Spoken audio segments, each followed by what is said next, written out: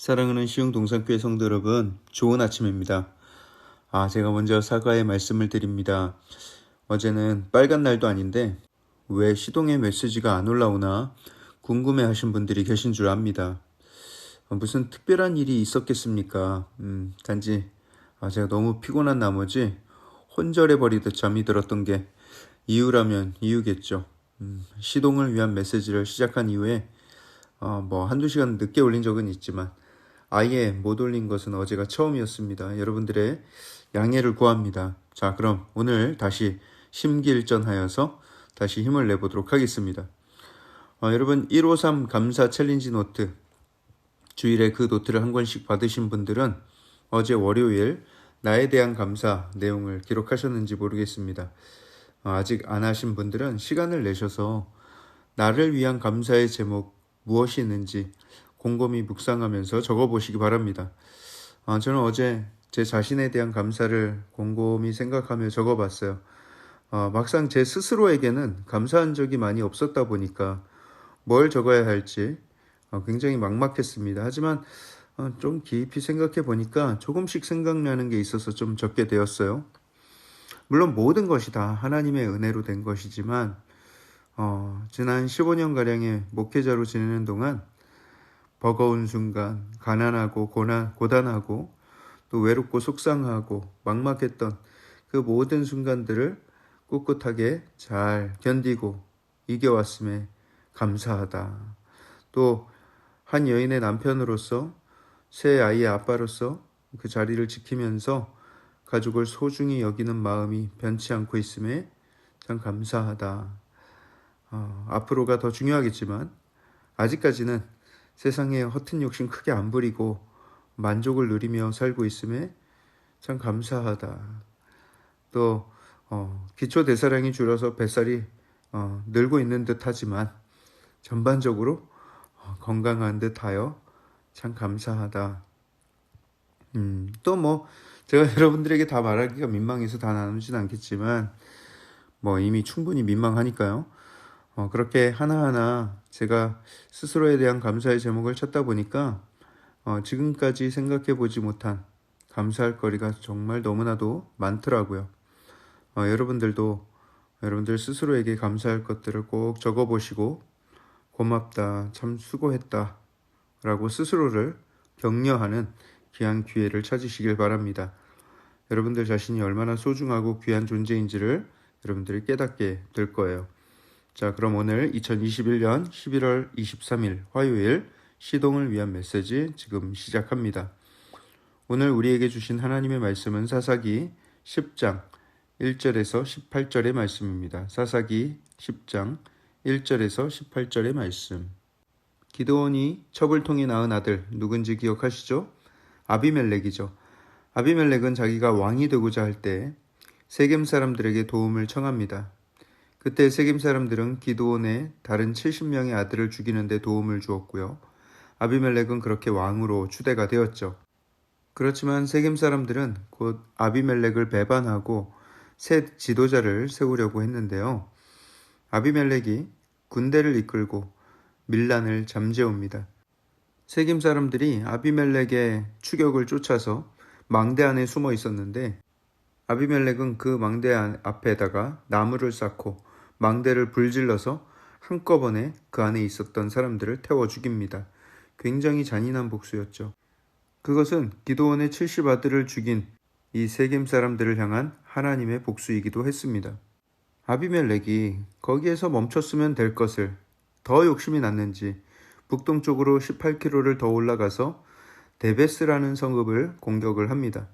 데베스 사람들도 달리 도망갈 데가 없어서 망대에 들어가서 숨었는데 이 아비멜렉이 똑같은 방법으로 거기 앞에다가 불을 놓으려고 한 거예요. 그런 와중에 한 여인이 망대 위에서 맷돌 윗짝을 아비멜렉의 머리를 향해서 내려 던졌어요. 아비멜렉은 그 돌을 맞고 두개골이 깨져 숨지게 됩니다.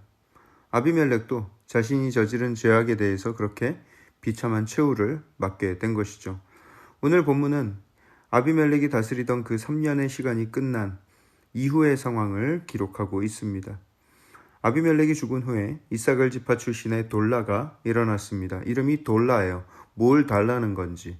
아니, 이 사람 돌라는 거 보니 고향이 경상도인가 배 하면서 반가워하시는 분이 계실지 모르겠는데, 경상도가 아니라 에브라임의 3일에 거주하였던 사람입니다. 네. 저를 비롯해서 딱 6분만 즐거워하시는 것 같아요.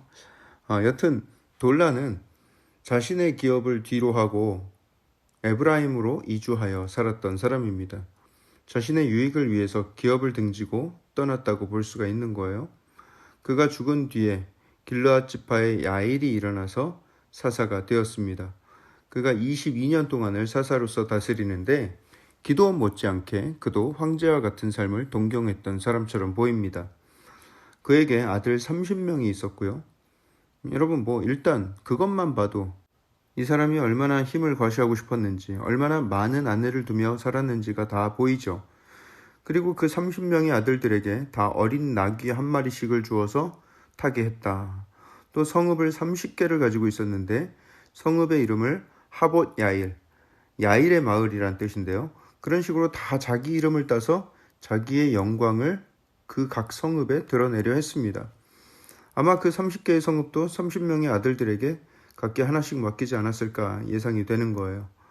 당시 아들들에게 나귀를 한 마리씩 타고 다니겠다라는 것은 아들들에게 다 렉서스나 BMW 한 대씩 사준 거예요. 앞서 우리가 기드온에서부터 그 아들 아비멜렉, 그리고 또 오늘 본문에서 나오는 돌라와 야일, 이 모든 사사들이 백성들을 잘 섬기라고 그 사사의 자리에 세웠는데 결국 그 자리에서 오직 부귀영화만을 누리고자 혈안이 되어 있었다는 것이죠. 여러분, 우리도 이제 대선을 얼마 남겨두지 않은 시점에서 사리사욕을 탐하지 않고 오직 국민만을 위할 위정자를 뽑아야 하겠습니다. 이스라엘의 사사들 뿐만 아니라 사실 우리나라 역대 대통령들만 봐도 얼마나 지저분한 역사가 많이 있었습니까? 이제는 국민을 먼저 위할 줄 알고 나라를 진정으로 사랑하는 대통령이 세워져야 하겠습니다. 그런 대통령을 잘 뽑기 위해서 우리 성도님들은 분별력을 위해서 힘써 기도해야 하겠습니다. 다시 본문으로 돌아가 보면요. 당시 사사들, 지도자들이 그렇게 호의호식하면서 이기적으로 살아가니까 그 백성들이야 오죽하겠어요? 백성들도 악을 행하며 하나님을 버리고 온갖 신이란 신들은 다 들여와서 섬깁니다. 하나님이 그들에게 진노하셨고요. 이번에는 블레셋과 암몬의 손에 그들을 넘기셨습니다. 이스라엘 백성들은 18년 동안이나 이웃나라의 침략과 노략에 시달려야 했습니다. 그들이 그 가운데 너무 힘드니까 그제서야 한참이 지나서야 하나님께 죄를 고백하며 부르짖으며 쳤습니다. 하나님, 우리가 주께 범죄하였습니다. 그때 하나님이 말씀하시죠. 수많은 주변 국가들의 침략과 압제 가운데서 너희가 나를 찾았을 때 내가 너희를 그들 손으로부터 구원하지 않았었냐. 그런데도 너희는 또 나를 버리고 계속해서 다른 신을 섬기니 내가 너희들한테 또 속겠냐. 내가 다시는 너희를 구원하지 않겠다. 이제부터 환난을 당하거든 나한테 오지 말고 너희가 택한 그 신들에게 가서 부르짖으라. 그때 이스라엘 백성들은 다시 한번 간구합니다. 15절에 우리가 범죄하였사오니 주께서 보시기에 좋은 대로 우리에게 행하시려니와 오직 주께 구하옵나니 오직 우리를 건져내옵소서. 그러면서 이방신을 다 제거해버리고요. 여호와 하나님께 제사를 드리기 시작했습니다. 그러자 하나님의 그 냉담해졌던 마음도 점점 녹아져서 16절 하반절의 표현대로 여호와께서 이스라엘의 공고로 말미암아 마음에 근심하게 되었다. 백성들이 죄를 회개하며 돌이켜서 하나님께 부르짖으니까 하나님의 마음이 또다시 근심하게 된 거예요. 사랑하는 성도 여러분, 우리가 애초에 하나님을 노하게 하면 안 되는 것을 잘 알고 있습니다. 그렇죠? 하지만 우리의 삶에서 하나님을 노하게 만드는 경우가 얼마나 많이 있었습니까? 사사시대의 이스라엘 백성들 이야기만이 아니라 우리도 살면서 수도 없이 하나님을 배반하고 우상을 섬길 때가 얼마나 많이 있었습니까? 그렇지만 우리는 또다시 깨닫고 돌이키고 죄를 버리고 하나님께로 돌아가야 합니다. 다시금 정성껏 하나님께 예배하며 죄를 회개하고 하나님만을 섬기며 살아갈 때에 하나님은 우리를 향해서 또 근심하시고 환난 중에 결국 우리를 건져 주실 것입니다. 자녀에 대한 아버지 하나님의 실망과 진노는 영원하지 않습니다. 우리가 그 앞에 엎드려 회개하며 겸손하게 부르짖는 가운데 하나님의 회복은 다시 시작될 수 있다는 것을 믿으시고요. 하나님께 더 가까이 나아가는 저와 여러분들 되길 주님의 이름으로 축복합니다.